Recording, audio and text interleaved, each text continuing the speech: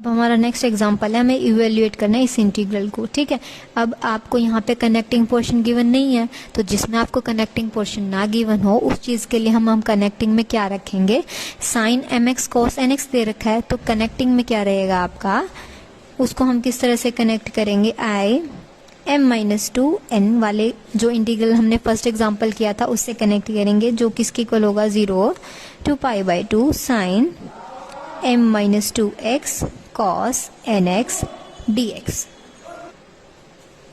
ठीक है, तो अगर आपको ना गिवन हो तो हम इसी से इस वाले इंटीग्रल को कनेक्ट करके चलेंगे।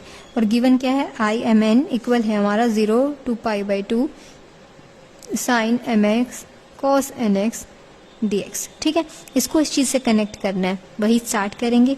इसको हम जो कनेक्टिंग पोर्शन है उसको हम पी लेट करके चलते हैं। वैल्यू कैसे फाइंड आउट करेंगे, इसमें 1 ऐड करेंगे, यहाँ हो जाएगा एम माइनस वन एक्स, यहाँ एन प्लस वन एक्स। इसको डेरिवेटिव करेंगे, डी पी बाय में डी एक्स किसके इक्वल होगा, ये पावर आगे एक पावर सब्ट्रैक्ट साइन का डेरिवेटिव, साथ में था cos N plus one X plus sine M minus one X power आगे एन प्लस वन और साथ में पावर सब्ट्रैक्ट हो जाएगी 1 और cos x का डेरिवेटिव माइनस साइन x। ठीक है, तो dp बाय में dx हमारा किसके इक्वल आ जाएगा, m माइनस वन एक्स साथ में sine m minus two X और cos वहाँ पे एक बार n हो गया था और एक बार n प्लस वन था और एक प्लस वन और हो गया है, तो क्या हो गया cos n plus two x minus में n plus one sine m minus x और क्या आ जाएगा cos n x और एक साइन और था हमारा इसके साथ में, तो यहाँ पे क्या था, माइनस में साइन x था, माइनस साइन तो हमने वहां रख लिया और साइन x ये था, साइन माइनस में 1 है और यहाँ प्लस में 1 है, तो क्या हो जाएगा, और नेक्स्ट स्टेप में dp बाय में dx किसके इक्वल आ जाएगा, m minus one sine m minus two x साथ में था cos n plus two x minus में n plus one sine m x cos n x। ठीक है, अब इंटीग्रल हमें m और n की फॉर्म में था और दूसरा इंटीग्रल m माइनस टू और n की फॉर्म में था, तो प्लस टू एक्स्ट्रा है, यहाँ फिर से cos स्क्वायर को अलग करके और फिर उसकी जगह पे 1 minus sine square x substitute कर देंगे, तो dp बाय में dx हमारा किसके इक्वल आ जाएगा, m minus one sine m minus two x साथ में 1 माइनस में साइन स्क्वायर x और cos n x minus n plus one sine m x cos n x। ठीक है, तो dp बाय में dx हमारा किसके इक्वल आ जाएगा, m minus one sine m minus two x इसके साथ मल्टीप्लाई होने के बाद और यहाँ cos n x माइनस में इसकी भी इससे मल्टीप्लाई हो जाएगी, तो m minus one sine m x cos n x और ये क्या था, n plus one sine m x cos n x। इस चीज़ को हम पहले सारे को कंप्लीट को डिराइव कर ही चुके हैं। ठीक है, यहाँ ये कॉमन है, इसको कॉमन लेके और इनको सोल्व कर देंगे, माइनस वन से प्लस वन कैंसिल, क्या बच जाएगा m प्लस n और बाहर माइनस साइन था, तो dp बाय में dx किसके इक्वल आ जाएगा, m minus one sine m minus two X cos n x minus में m plus n sine M x cos N X. अब क्या कर देंगे, throughout the equation integration apply कर देंगे, यहाँ क्या हो जाएगा p, यहाँ इंटीग्रेशन आपका sine m minus two X cos N X minus में m plus n integration sine M x cos N X. अब वैल्यू किसकी निकालनी है, इसकी निकालनी है, तो इसको हम यहाँ रख लेंगे, m plus n sine M x cos N X और साथ में क्या था dx, यहाँ पे भी और यहाँ पे, क्योंकि इंटीग्रेशन अप्लाई हो चुका है। अब p था हमारा वो इस साइड में आ जाएगा बट नेगेटिव साइन के साथ, प्लस में था हमारा m minus one integration m minus two X cos N X D X. P की वैल्यू सब्स्टिट्यूट कर देंगे जो हम लेट करके चले थे, यहाँ हमारा m plus N integration sine M x cos N X D X is equals to, P की जगह पे क्या सब्स्टिट्यूट करेंगे हम क्या लेट करके चले थे, sine m minus one X cos n plus one X divided by, अभी बाद में लिखेंगे क्योंकि हमारा ये जो हमने टर्म है डिवाइड में लेके नहीं आई, यहाँ क्या था m-1 साइन m-2x, साथ में था cos nx dx। अब इस चीज़ को क्या करेंगे, डिवीजन में ले आएंगे। हमारा इंटीग्रेशन है sine mx cos nx dx minus में sine m-1x cos n+1x divided by m plus n plus m-1 divided by m plus n integration of sine m-2x और cos nx dx। इन दो ही integrals को हमें क्या करना था, connect करना था। उसके साथ हमारे पास ये एक्स्ट्रा टर्म्स भी आ गई है, बट हमने जो हमारे स्टेटमेंट में था इंटीग्रल को हमें इन लिमिट्स पे कनेक्ट करना था दूसरे इंटीग्रल के साथ, तो हमने कनेक्ट तो कर दिया। अब क्या कर देंगे, लिमिट्स अप्लाई कर देंगे। यहाँ लिमिट्स अप्लाई करेंगे 0 to π/2, यहाँ भी हमारी 0 to π/2, इस इंटीग्रल पे भी 0 to π/2। ठीक है, ये इसको हम क्या नाम दे सकते हैं, दूसरा बार बार इंटीग्रल ना लिखना चाहे तो IMN। ठीक है, यहाँ वैल्यू सब्स्टिट्यूट करेंगे माइनस साइन को, और 1 में m प्लस साइन को क्या रखते हैं एक बार बाहर। x की जगह पे π/2 साइन m-1 π/2, साथ में cos n+1 π/2, माइनस में lower limit sine m-1 0 and cos n+1 0। ठीक है, साथ में क्या चल रहा था, m-1 बाय में m प्लस n। इस इंटीग्रल को हम क्या दे सकते हैं, जब m और n था तो हमने m और n दे दिया i को।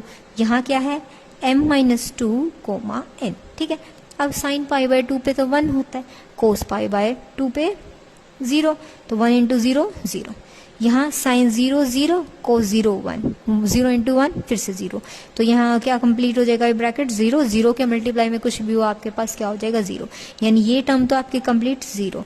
तो ये वाला हम जो IMN है हमारा किसके इक्वल आ जाएगा, m-1 बाय में m प्लस n, साथ में क्या था i m-2 और कोमा n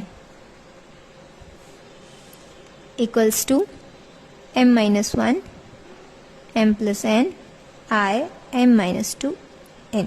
ठीक है, अब ये किसके लिए था, mn के लिए वैल्यू थी ये। अब इसके वैल्यू फाइंड आउट कर लेते हैं। तो m की जगह पे वैरी क्या कर रहा है, m वैरी कर रहा है, तो m की जगह पे m-2 को रिप्लेस कर देते हैं। m-2 n, m की जगह यहाँ भी m-2 हो जाएगा, तो यहाँ क्या हो जाएगा m-3, और यहाँ हो जाएगा m प्लस n-2। यहाँ क्या होगा m-4 और n।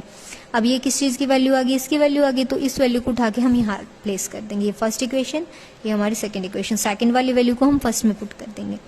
IMN किसके इक्वल आ जाएगा, m-1 m plus n multiply m-3 m plus n-2, साथ में I m-4 और n। ठीक है, अब क्या होंगे, ये हमारे केस कंसीडर किया जाएंगे कि जब हमारा m n इवन होगा, ओड होगा, उस टाइम पे ये आ गया है। अब अगर मैं इसको जनरल केस में लिखूं, मतलब इसको 0 तक टेंड कराऊं मैं, जो i है हमारा इंटीग्रल की, जो इंटीग्रल को हमने i लेट किया था, तो हमारे इवन नंबर्स कहाँ से स्टार्ट करते हैं, हम 0 से स्टार्ट करते हैं। तो इन केस इफ केस 1 हो जाएगा हमारा यहाँ, इफ अगर m हमारा क्या है, इवन नंबर है, तो ये हमारा कहाँ तक टेंड करेगा, 0 तक करेगा। तो IMN किसके इक्वल हो जाएगा, m-1 m-3 m-5 up to I0 and n। यहाँ क्या होगा, m plus n m plus n-2 m plus n-4 up to so on. ठीक है, इस चीज़ को फिर हम सॉल्व करेंगे। और जब m हमारे पास case 2, if m is an odd number होगा, उस केस में IMN हमारा कहाँ तक जाएगा, ये आपका सेम रहेगा, starting m plus n-2 up to so on, और यहाँ एंडिंग का होगी। ऑड नंबर हमारे कहाँ स्टार्ट होते हैं, 1 से स्टार्ट होते हैं, तो यहाँ एंडिंग हो जाएगी 1n पे। ठीक है, तो अब यहाँ से वैल्यू फाइंड आउट करते हैं, 0n की वैल्यू फाइंड आउट करेंगे और 1n की वैल्यू फाइंड आउट करेंगे। ठीक है, तो हमारा 0n किसके इक्वल हो जाएगा, इंटीग्रल हमारा IMN किसके इक्वल आ रहा था, 0 to π/2 sine mx cos nx dx के इक्वल आ रहा था। ठीक है, तो अब यहाँ पे m की जगह क्या हो गया, 0, तो इंटीग्रेशन बच गया 0 से π/2 cos nx। ठीक है, और अब यहाँ पे क्या आ जाएगी, n जब इवन होगा या ओड होगा उस केस के लिए हो जाएगा। अब यहाँ पे n अगर आपके पास इवन है तो यहाँ पे क्या आ जाएगा, वालिस फार्मूला से m n minus 1 n minus 3 first n जब आपके पास इवन है तो अप टू सोन 1/2 साथ में π/2 और नीचे क्या होता है n माइनस 2 n माइनस 4 अब, ठीक है। और जब सेकेंडली n इज ओड, ठीक है, n जब आपका ओड होगा तो यहाँ क्या हो जाएगा n minus 1 n minus 3 up to 2/3 divided by में n minus 2 n minus 4 up to सोन, ठीक है। तो ये हमारा किसके लिए था, i 0 और n के लिए वैल्यू थी। और जब हमारे पास क्या हो जाए 1 और n आ जाए उसके लिए हमारे पास क्या होगा, और जब i 1 और n होगा तो क्या होगा, यहाँ पे i 1, n हमारा इंटीग्रेशन क्या हो जाएगा 0 to π/2। अब m की वैल्यू क्या है 1, तो यहाँ हो जाएगा sin x साथ में cos nx dx। अब हम एक काम कर सकते हैं यहाँ पे, या तो cos x जिस चीज़ की पावर गिवन है उस चीज़ को हम क्या कर सकते हैं, लेट करके चल सकते हैं। cos x को हमने क्या मान लिया, t मान लिया एक बार के लिए, ठीक है। तो यहाँ क्या हो जाएगा माइनस में sin x dx is equals to dt। Minus sine को यहाँ ना रख के यहाँ रख लेंगे। अब इसमें वैल्यूज पुट करते हैं, लिमिट्स भी चेंज होंगी आपकी, ठीक है, लिमिट्स का भी चेंज करते हैं। cos 0 पे t की वैल्यू क्या होगी 1 आएगी, ठीक है। और cos π/2 पे t की वैल्यू क्या हो जाएगी 0, ठीक है। तो न्यू लिमिट्स ये आ गई हैं आपकी, वैल्यू पुट करेंगे i 1 n किसके इक्वल आ गया हमारा लिमिट्स t π/2 पे 0 और 0 पे 1। यहाँ आ क्या रहा है आपका माइनस में dt आया था, इस चीज़ को हमने क्या लेट किया था t raise to power n हो जाएगा। अगर हम लिमिट्स चेंज करते हैं ना, यहाँ कहाँ जा रही है, अब मतलब हाईएस्ट टू लोवेस्ट टर्म जा रही है, तो अगर लिमिट को हमें चेंज करना हो तो हमारा माइनस साइन आगे आ जाता है। तो i 1n किसके इक्वल हो जाएगा 1 माइनस 0 to 1, और ऑलरेडी एक बार माइनस था यहाँ पे, माइनस में हमारा dt था, साथ में क्या था tn था, तो माइनस माइनस प्लस हो जाएगा। i 1n किसके इक्वल हो जाएगा 0 to 1 tn dt। tn का हम इंटीग्रेशन इजीली सॉल्व कर सकते हैं, tn का integration tn plus 1 divided bye n plus 1, limits 0 to 1 क्या हो जाएगा 1 बाय में n प्लस 1, 0 पुट करेंगे तो हमारी वैनिश होगी। तो i 1n किसके इक्वल आ जाएगा, यहाँ पे इसके इक्वल आ जाएगा। जब हमारे पास क्या था m एक ऑड नंबर था। केस सेकंड के लिए हमारे पास i mn किसके इक्वल आ जाएगा m माइनस 1 m माइनस 3, और जब m भी ऑड चल रहा था तो यहाँ क्या होगा 2 डिवाइडेड बाय में m plus n minus 2 up to n plus 3 multiply में क्या आ जाएगी इसकी वैल्यू 1 बाय में n प्लस 1, ठीक है। जब आपके पास m क्या हो एक ऑड नंबर हो, ठीक है। अब यहाँ पे आप अगर कंसीडर करना चाहो, ये तो आपका डायरेक्ट ऐसे ही होगा जब आपके पास m क्या होगा ऑड होगा। जब आपके पास m क्या था इवन नंबर था हमारे पास, फिर हमने वहाँ पे दो केस और कंसीडर किए थे, 1 0 के लिए एक पावर थी, तो इनके लिए हम इजीली सॉल्व कर सकते थे वालिस फार्मूला अप्लाई करके। अब क्या कर देंगे इन दोनों केसेस को इसके साथ हम कंबाइन करके लिखेंगे। तो केस 1 में जब m क्या था इवन था, और फर्स्ट पॉइंट में जब n भी इवन है, तो हमारे पास i m n उस केस के लिए क्या आ जाएगा m minus 1 m minus 3 up to